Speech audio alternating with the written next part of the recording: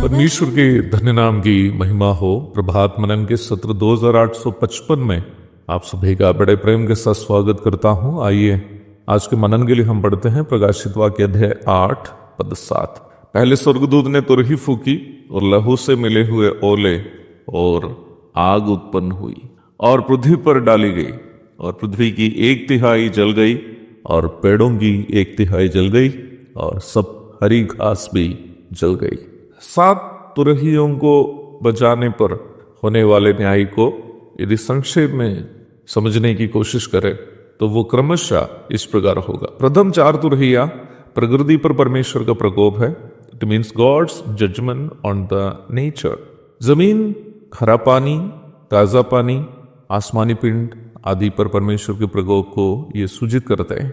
5वीं एवं 6ठी तुरहियों को बजाने पर हम देखते हैं कि दुष्ट आत्माएं स्वतंत्र हो जाते हैं, जो पहले लोगों को सताते हैं फिर उन्हें मार देते हैं। 7वीं एवं अंतिम तुरही फूकने पर संसार के विभिन्न देशों के बीच बड़ी हलचल मचने लगती है।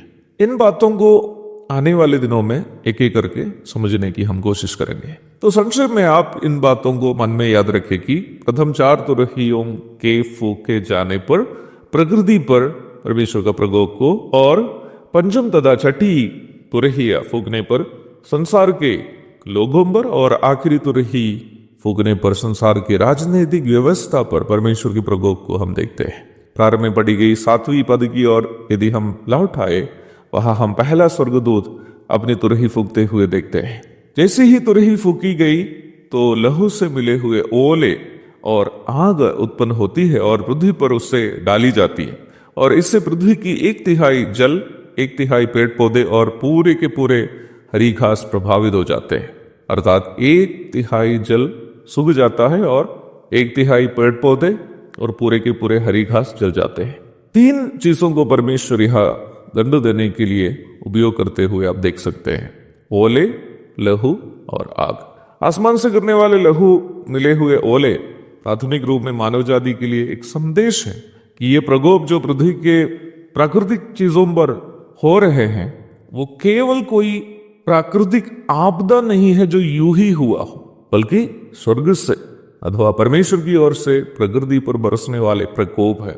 जल के 1/3 एवं पेड़ पौधे के 1/3 पर नियंत्रित रूप में की गई हमला यह सूचित करती है कि यह सीमित हमला है और बड़ी वाली अभी बाकी ही है।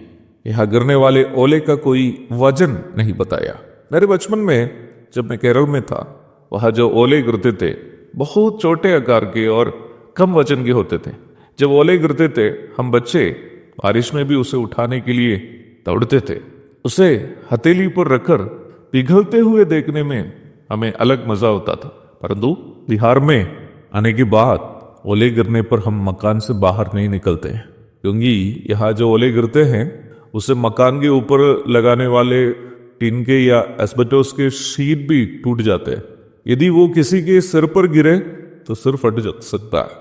प्रकाशित वाक्य 16:21 में लगभग 50 किलोग्राम के ओले गिरने की सूचना दी गई है, जो कटोरे के न्याय के दरमियान होगा। उत्तर भारत में रहने वाले लोग ओले गिरने से जो खेती का नुकसान होता है उसे तो बहुत परिचित है। आकाश से ओले गिरना हमें मिस्र पर परमेश्वर के द्वारा लाए गए 10 विपत्तियों में से 7वीं विपत्ति की याद दिलाता है। निर्गमन अध्याय 9 18 से 25 तक। निर्गमन 9 की 25 के दूसरे भाग में हम इस प्रकार पढ़ते हैं: ओले से खेत की सारी उपज नष्ट हो गई और मैदान के सब वृक्ष भी टूट गए। परमेश्वर प्रकृति पर अपना प्रकोप उंडेलने का मूल कारण क्या हो सकता है? परमेश्वर ने संसार में जितने हरे भरे पेड़ पौधे को उगाए, सभी मनुष्य के लिए भोजन तथा औषधि के रूप में उपयोग करने के लिए उगाए थे। उत्पत्ति 1:19 और 30। परमेश्वर ने जो प्रकृति का मालिक है, मनुष्य को प्रकृति की देखरेख करने के लिए नियुक्त किया। उत्पत्ति 1:28। परंतु मनुष्य ने उनको दी गई जिम्मेदारी के साथ गद्दारी किया।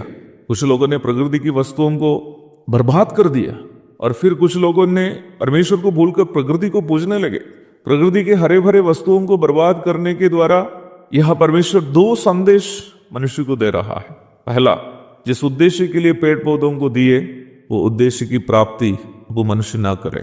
दूसरा, प्रकृति की वस्तु सृष्टि है, सृष्टिकर्ता नहीं है, इसलिए सृष्टिकर्ता को जिन्होंने उसे दिया उसे नष्ट करने का भी अधिकार है। आगे हम लहू आदि को देखते हैं। लहू प्राण को सूचित करता है। व्यवस्था 17:11। गिनती 35:33 में हम इस प्रकार परमेश्वर कहते हुए पढ़ते हैं, इसलिए जिस देश में तुम रहोगे उसको अशुद्ध ना करना। खून से तो देश अशुद्ध हो जाता है, और जिस देश में जब खून किया जाए तब केवल खूनी के लहू बहाने ही से उस देश का प्रायश्चित हो सकता है। धरती पर आकाश से ओले के साथ बरसने वाला खून, निर्दोषों का खून बहाए हुए खूनी मनुष्यों पर परमेश्वर का न्याय का एक चेतावनी के रूप में हम समझ सकते हैं। आग परमेश्वर के न्याय को और वैसे ही शुद्धिकरण प्रक्रिया को सूचित करती है। उत्पत्ति 18:20, 19:24-25, 1 कुरिन्थी 3:13-15 आदि भागों को पढ़िएगा। प्रभु दया करे, इस अध्ययन जारी रहेगा। आज के लिए विदा हो जाता हूं। प्रभु आप सबको आशीष दे। आमीन।